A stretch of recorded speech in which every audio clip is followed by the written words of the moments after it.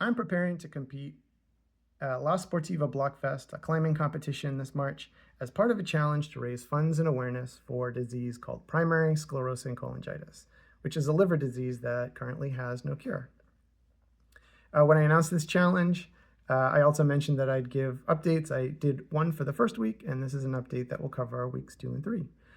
And so how did it go? Well, in the week 1 update, I mentioned that because I was recording videos of my climbing to share during this challenge and, watching them, it meant I learned some things about my climbing that I didn't know before. And it was, I detected a weakness in a certain kind of climbing problem that I will show now along with some other clips. So the first one was one that, first boulder you'll be watching while I'm talking on and on about other stuff, is the one that I got kind of stumped on and was crying about it last week.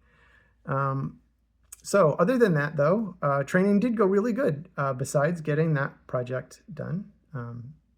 I also got all of my climbing sessions in except for one that I took off to rest my middle finger on my left hand, which worked. It recovered, and I'm back to climbing my regular schedule. I got all but one weightlifting session done, and I did 4 of the potentially 6 HIIT sessions that I try to get done. So it was really productive, and I felt good when I was climbing.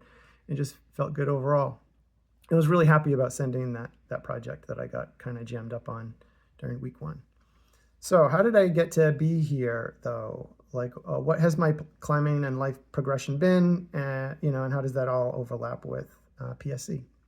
Well, in July 2024, I got diagnosed with PSC, and then was in the hospital for 3 months that were really hard. I had lots of operations. I had hoses hanging out of me, draining fluid because of the problems in my liver. And it was super difficult, very painful.